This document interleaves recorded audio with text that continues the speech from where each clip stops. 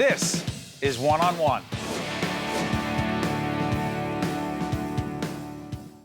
Here in Philadelphia, and we're here at the Healthcare Collaboration Summit put together by the folks at Virtue and Chop, and I don't think we can come together and talk about healthcare without this guy.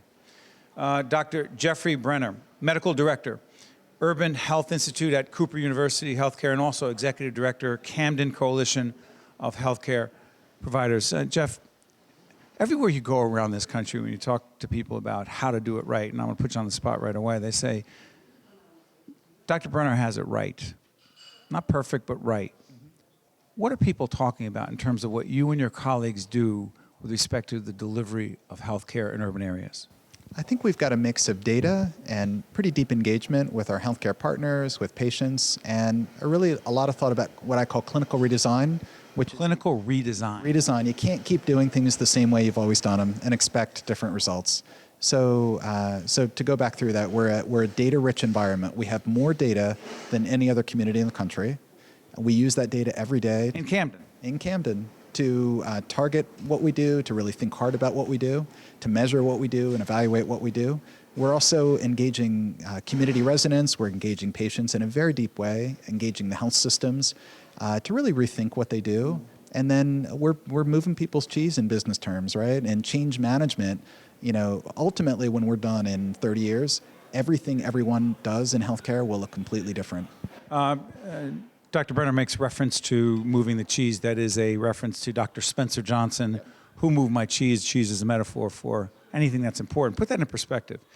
I believe what you're really saying is the paradigm, the model of healthcare, in this case being a metaphor for cheese, is changing dramatically. Why did the cheese have to move in such a dramatic way? We are failing in such tremendous ways. So we're in the middle of the largest demographic bubble the world's ever seen. We have 85 million baby boomers, 10,000 people turn 65 every day, and we have the most expensive healthcare system in the world. We spend almost 20% of our economy, $1 in $5 on healthcare. We can't treat this. That's too much? It's a staggering sum. We have bridges falling down. We have roads that are unrepaired. We have schools falling apart.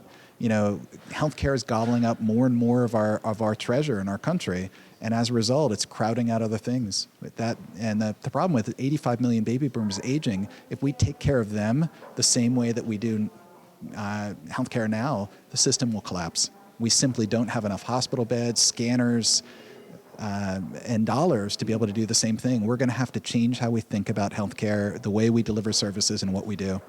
So people talk about fixing the healthcare system. I know that Dr. Brenner takes a broader view of that because he obviously knows it's more complex. People say, oh, we did the Affordable Care Act.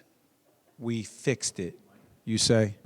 It's the first step in a long journey here. We're at the earliest days of the steel industry when it got flipped, and that was a 30-year painful journey. Now we do have steel companies in America that do very innovative things, but it was an ugly process. So what we're seeing in New Jersey right now is a complete disruption in the entire hospital marketplace, which is a good thing.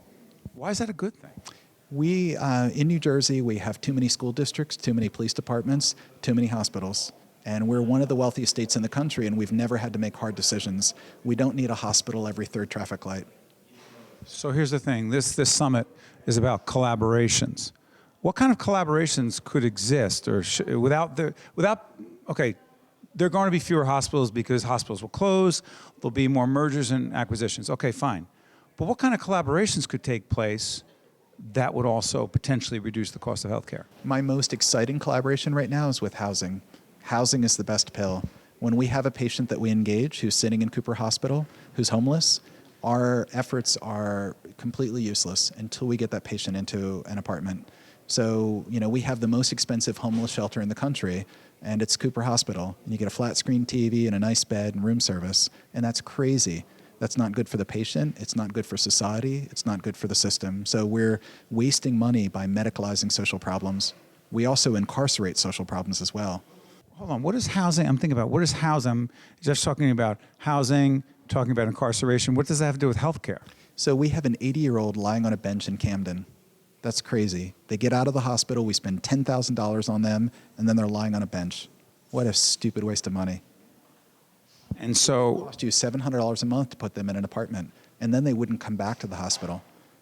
So it's in America, we spend a whole lot of money on healthcare services, and we don't spend enough on critical social services. So if someone's listening to the presidential campaign, and they hear someone say, the first thing I'm going to do when I get elected is I'm going to repeal Obamacare. You're smiling as I ask the question, you say. It's crazy. What's Plan B? They have no Plan B. I'd love to hear Plan B. I would love to sit down and genuinely hear what Plan B is. That having people without insurance come to emergency rooms and clog them up is crazy. Having people dying in the streets because they can't take their blood pressure medicine is crazy. It's not a good way to run your economy. It's not a good way to run your country. If you're a business owner and your employees aren't healthy, that's not good for your business. So this was just smart, good policy making. Frankly, the Affordable Care Act was a conservative idea that came out of a conservative think tank, the American Enterprise Institute. So I'm not sure where the disconnect happened, but mandating that people buy insurance and take responsibility is a very conservative idea. So as we move forward, 2016 and beyond, what responsibility do you feel, doctor, that patients, that individual citizens who wind up becoming patients, what responsibility do we have in all this, as opposed to saying, quote, they, the politicians, should fix this whole healthcare mess? You say. It's time for the American public to stand up and say they've had enough. They're tired of sitting in emergency rooms for too long, tired of calling their doctor's office and not getting appointments, tired of doctors running in 10 minutes talking jargon at them. They're tired What do you mean talking jargon? You're not speaking in a way that they can understand? Exactly. So, we're not delivering care in a very patient-centered way. If restaurants can deliver good services to you and Disney can figure out how to do that, American healthcare system, we're not getting our money's worth. We're not being treated in a way that's proper. So people leave hospitals overwhelmed, confused. They leave doctors' offices overwhelmed and confused. At some point, the public's going to have to say, we're paying too much for such crappy service. Let me just follow up. One more quick question. In terms of the way we're training future physicians, I've often wondered, should we be training physicians to communicate, to interact, to engage with patients in a more empathetic, compassionate, and frankly, in a way that patients could better understand? And if not, why do we assume they can do that? Steve, that's such a good question. Right now, the criteria to get into med school is to do great in your science classes. And that's important. It's really important, but we can also broaden that criteria. There's a really strong effort all over the country to do that. Our schools in New Jersey are certainly trying to diversify their classes. But another piece of that is working in teams. So the idea of the noble physician leader, with their black bag, come to your home, is just not practical for the complexity that we have in today's healthcare. We're going to have to think about teams and how we restructure healthcare to work in team-based models.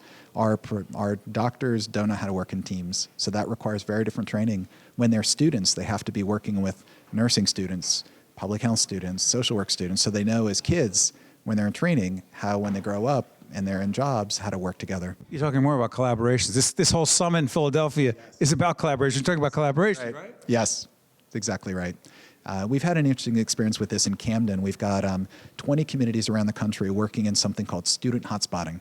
Student hotspotting. So we recruit teams of 5 kids, a med student, nursing student, social work student, public health student. The 5th is sometimes a business student. And they have to pick up 3 to 5 high-cost patients in their own community. We mentor them. We do case conferencing with them. There's a group of kids up in Rochester who found the most expensive patient in the entire city of Rochester. It was a patient who was living in the hospital that had been fired from the local dialysis units, who had kidney failure, and all the adults had just given up.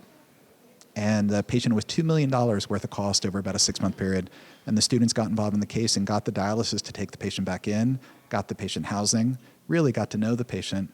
And don't we want our system to be doing that? If a group of kids had to do that, something's really broken with American healthcare. Thank you, doctor. Thank you.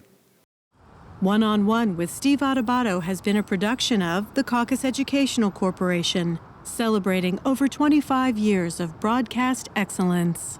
And by the Newark Museum, in cooperation with NJTV and 13 for WNET.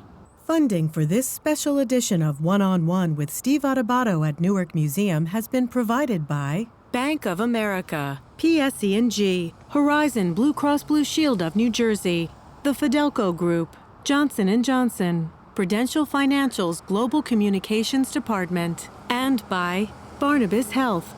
Transportation provided by Airbrook Limousine, serving the metropolitan New York, New Jersey area.